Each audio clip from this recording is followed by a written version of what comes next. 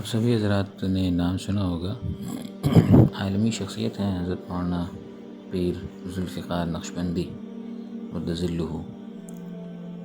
اور نہ صرف یہ کہ پاکستان کی ایک جانی پہچانی اور مشہور شخصیت ہے، بلکہ یہ عالمی شخصیت ہے اور دنیا بھر کے کئی علماء کا ان سے ارادت کا تعلق ہے، یعنی ان کے وہ مریدین ہیں، کئی علماء ان کے مریدین میں شامل ہیں۔ ابھی بلکہ جو بات ہو رہی تھی مولانا سجاد نعمانی صاحب کی، تو مولانا سجاد نعمانی صاحب جن کے آپ بھائی عارف ہمیں ان کے کلپس بتا رہے تھے اور سنا رہے تھے، یہ مولانا سجاد نعمانی صاحب بھی حضرت پیر ذوالفقار نقشبندی مقدس ذلہ کے مرید خاص ہیں، بلکہ خلیفہ مجاز بھی ہیں۔ تو میں عرض کر رہا تھا کہ حضرت پیر صاحب نے ایک بیان میں، یہ بیان بھی یوٹیوب پر موجود ہے، میں نے بھی وہیں سنا ہے، تو وہاں اس بیان میں حضرت فرماتے ہیں کہ بچوں کی تربیت کے حوالے سے کہ بچوں کو 3 باتیں اگر تم نے سکھا دیں، 3 باتوں کا تم نے عادی بنا دیا تو بچہ تمہارا بھی وفادار رہے گا اور اللہ تعالیٰ کا بھی وفادار رہے گا اور ساری امت کا وفادار رہے گا، ساری امت کے لیے نفع بخش بنے گا، بلکہ ان کے الفاظ انہوں نے فرمایا کہ وہ وقت کا ولی بن جائے گا۔ وہ 3 عادتیں کون سی ہیں جو بچے کو سکھانے کی ہیں؟ وہ فرماتے ہیں کہ سب سے پہلی عادت یہ بچے کے اندر پیدا کی جائے کہ وہ سچ بولے، سچ بولنے کا عادی بناؤ اس کو، چاہے کیسا بھی کوئی بھی واقعہ پیش آ جائے، چاہے کیسی صورتحال ہو، وہ سچ بولنے کا عادی ہو، جھوٹ اس کی زبان پر نہ آئے، جھوٹ بولنا اس کے لیے ایسا ہی مشکل ہو جیسے آگ کو ہاتھ میں لینا اس کے لیے مشکل ہے، یا اس کی کوئی ناپسندیدہ چیز کے قریب جانا جیسے اس کے لیے مشکل ہے، ویسے ہی جھوٹ بولنا اس کے لیے ناپسندیدہ بنا دو، سچ بولنے کا عادی بنا دو، اور اسے بار بار یہ احساس دلاؤ کہ بیٹا آپ نے جو بھی غلطی کرنی ہے، کوئی بھی غلطی ہو جائے، کوئی پریشانی پیش آ جائے، کوئی کوتاہی ہو جائے تو تم نے جھوٹ نہیں بولنا ہے، سچ آ کر مجھے بتا دینا ہے۔ اور یقیناً یہ عادت اسی وقت پیدا ہوگی جب والدین بھی گھر میں سچ کا ماحول بنائیں گے، والدین گھر میں سچ کا ماحول بنائیں گے تبھی بچے کے اندر سچ کی اہمیت پیدا ہوگی۔ اور اگر گھر کا ماحول ہی جھوٹ پر قائم ہو، والدہ کو وہ اپنے سامنے جھوٹ بولتا دیکھ رہا ہے، والد کو جھوٹ بولتا دیکھ رہا ہے، تو پھر یہ سچ کی عادت اس کے اندر پیدا نہیں ہوگی۔ تو اس لیے بچے کو سچ کا عادی بنانے کے لیے یہ بھی ضروری ہوگا کہ آپ خود بھی سچ کے عادی بن جائیں، والد بھی اور والدہ بھی، اور بچے کے سامنے سچ کی اہمیت کو بار بار اجاگر کرنے کے لیے بار بار اس طرح کی بات کی جائے کہ سچ بولنا چاہیے، سچ میں یہ فائدہ ہے، سچ میں وہ فائدہ ہے، جھوٹ میں یہ نقصان ہے، جھوٹ میں وہ نقصان ہے، جھوٹ سے اللہ ناراض ہوتے ہیں، جھوٹ پر یہ عذاب ہے، یہ سزا ہے، یہ وعید ہے۔ تو جب بچہ یہ باتیں سنے گا تو اس کے اندر سچ کی اہمیت پیدا ہوگی، اور ایک دفعہ سچ کا عادی اگر بچہ بن جاتا ہے تو تمام بری عادتوں کے بچے میں آنے کے امکانات رک جاتے ہیں، اور اگر اس کے برخلاف بچے کو جھوٹ بولنے کا فن آ جائے، جھوٹ بولنا بچہ سیکھ جائے، تو پھر ایسی صورت میں بچے کے اندر ہر برائی کے آنے کا دروازہ کھل جاتا ہے، پھر وہ کسی بھی برائی کرنے سے چونکے گا نہیں، وہ سوچے گا کہ کوئی مسئلہ نہیں،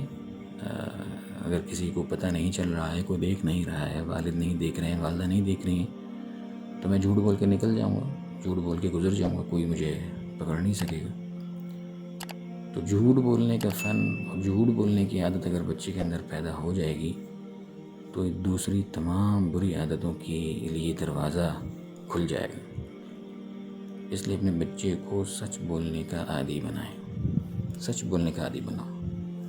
کوئی بھی پریشانی ہو، کوئی غلطی ہو جائے، کوئی قصور ہو جائے، کوئی کوتاہی ہو جائے، بچہ آپ سے آ کر جھوٹ نہ بولے، سچ بول دے، اور پھر آپ سچ بولنے پر اس کو اپریشیٹ کریں کہ ٹھیک ہے تم سے غلطی ہو گئی ہے، اور تم نے بہت اچھا کیا، سچ بات کہی ہے، تو چلو ہماری طرف سے بھی تمہیں معافی ہے، کوئی مسئلہ نہیں، آئندہ غلطی کوتاہی نہ کرنا۔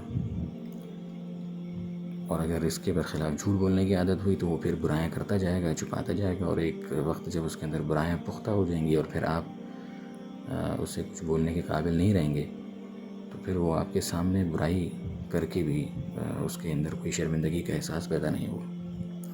تو پہلی عادت یہ ہے کہ اس کے اندر سچ بولنے کی عادت ڈالی جائے، اس کو سچا بنایا جائے، سچ بولنے کا عادی بنایا جائے۔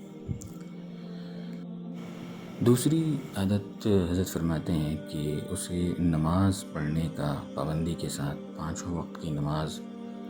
ان کے مقررہ اوقات میں پڑھنے کا عادی بناؤ۔ جیسے ہمارے یہ ذوالفقار بھائی بہت اچھا کرتے ہیں کہ فجر کی نماز میں بھی حسنین کو لے آتے ہیں، اور مجھے بڑی خوشی ہوتی ہے کہ حسنین ماشاءاللہ نماز کی پابندی ایسی کرتا ہے کہ الحمدللہ اس کے اچھے مستقبل کے بارے میں بڑا امیدیں قائم ہو جاتی ہیں۔ تو دوسری عادت فرمایا کہ 5 وقت پابندی کے ساتھ ان کے اوقات میں نماز پڑھنے کا اسے عادی بناؤ۔ اس عادت سے 5 وقت کی نماز اپنے اپنے وقت میں پڑھنے سے اس کی زندگی میں اس بات کی اہمیت پیدا ہو جائے گی کہ ہر کام کو اس کے مقررہ وقت پر کرنا ضروری ہے، اور اس کے جو مقررہ وقت ہے ہر کام کو اسی مقررہ وقت پر ہی کرنا ہے، چاہے کچھ بھی ہو جائے۔ اور یہ عادت بھی بچے کے اندر اس وقت پیدا ہوگی جب یہ عادت والدین میں ہوگی۔ جب بچہ والدہ کو دیکھے گا کہ اذان ہوئی، والدہ نے سر پر دوپٹہ رکھ لیا، اور پھر بار بار بچے کے سامنے تذکرہ کیا کہ بھئی مجھے نماز پڑھنی ہے، مجھے نماز پڑھنی ہے، مجھے نماز پڑھنی ہے، اور اس کے بعد پھر بچے کے سامنے ہی وہ نماز پڑھے گی، تو بچے کے دل میں احساس پیدا ہوگا کہ ہاں بھئی یہ بہت ہی ضروری عمل ہے جس کے لیے والدہ نے سارے دوسرے کام چھوڑ دیے ہیں اور نماز کی طرف متوجہ ہوگی۔ اسی طرح جب وہ والد کو دیکھے گا کہ جیسے ہی اذان ہوتی ہے والد فوراً نماز کی تیاری شروع کر دیتے ہیں اور نماز پڑھنے کے لیے مسجد کی طرف آ جاتے ہیں، جب وہ بار بار یہ عمل دیکھے گا تو اس کے اندر بھی یہ بات پیدا ہو جائے گی، وہ اس بات کی اہمیت پیدا ہو جائے گی کہ بھئی نماز بہت ہی قیمتی عمل ہے اور اس کو کسی طرح ضائع نہیں کرنا ہے اور اس کے مقررہ وقت پر ہی پڑھنا ہے۔ تو اس سے بچے کے اندر وقت پر کام کرنے کی اہمیت کا احساس پیدا ہو جائے گا، اور یہ احساس اگر ایک دفعہ بچے کے اندر پیدا ہو جائے تو زندگی کے کسی موڑ پر بھی آپ کو بچے سے شکایت نہیں ہوگی کہ فلاں اہم کام اس نے وقت پر نہیں کیا۔ لیکن میں پھر عرض کر رہا ہوں کہ یہ عادت بھی اسی وقت ہوگی جب یہ عادت والدین کے اندر ہو۔ کہیں باہر آپ بچے کے ساتھ سفر پر نکلے ہوئے ہیں، سیر پر نکلے ہوئے ہیں، اور وہاں اذان ہو جاتی ہے تو بچے کو اس بات کی اہمیت دلانے کے لیے کہ بھئی نماز زیادہ ضروری ہے، وہیں سیر کے دوران ہی کہیں مسجد کو تلاش کرنے کی کوشش کی جائے اور مسجد تلاش کر کے نماز کو وقت پر ادا کیا جائے۔ بچہ جب یہ دیکھے گا تو انشاءاللہ وہ نماز کا خود بخود عادی بن جائے گا۔ تیسری عادت حضرت نے جو ارشاد فرمائی وہ یہ ہے کہ بچے کو خدمت کا عادی بنا دو۔ خدمت، بڑوں کی خدمت، بڑوں کی جوتیاں سیدھی کرنا، بڑوں کے پیر دبانا۔ الحمدللہ اگر گھر میں دادا بچے کے حیات ہیں، دادی حیات ہیں، تو بچہ ان کے پیر دبائے اور ان کی جوتیاں سیدھی کرے۔ والد بچے کو سکھائے کہ بھئی تم نے میری جوتیاں اٹھانی ہیں، جوتیاں سیدھی کرنی ہیں۔ اسی طرح کوئی بھی گھر میں بڑے ہیں، رشتہ داروں میں بڑے ہیں، اس کے دوست یا اس کے بھائی اگر گھر میں بڑے ہیں تو بچے کے اندر یہ عادت پیدا کی جائے کہ وہ اپنے بڑوں کی خدمت کرنے کا جذبہ رکھے۔ خدمت سے اگتا ہے نا، والدہ بچے کو یہ نہ کہیں کہ بھائی تم نے پھپھی کے جوتے نہیں اٹھانے، بلکہ والدہ کہیں کہ بیٹا اپنے پھپھی کے جوتے اٹھانے ہیں۔ والدہ بچے سے یہ کہیں کہ آپ نے دادی کے پیر دبانے ہیں، والدہ بچے سے یہ کہیں کہ آپ نے دادا کے پیر دبانے ہیں۔ اور یہ بھی اسی وقت ہوگا کہ جب والدہ اور والد دونوں میں خدمت کا جذبہ ہوگا، بچہ انہیں دیکھے گا کہ وہ بڑوں کی خدمت کر رہے ہیں۔ خیر سے اگر بچے کے دادا حیات ہیں، گھر میں موجود ہیں، تو والد وقت نکال کر دادا کے پاس بیٹھیں، یعنی اپنے والد کے پاس بیٹھیں، بچے کے دادا کے پاس بیٹھیں اور بچے کو دکھائیں کہ وہ ان کے پیر دبا رہے ہیں، ان کے سر دبا رہے ہیں اور ان کی خدمت کر رہے ہیں۔ جب بچہ دیکھے گا کہ والد خدمت میں لگے ہوئے ہیں، والدہ خدمت میں لگی ہوئی ہیں، تو بچے کے اندر بھی خدمت کا احساس پیدا ہوگا، خدمت کی اہمیت پیدا ہوگی۔ اور ایک دفعہ بچے کے اندر یہ خدمت کی عادت پیدا ہو گئی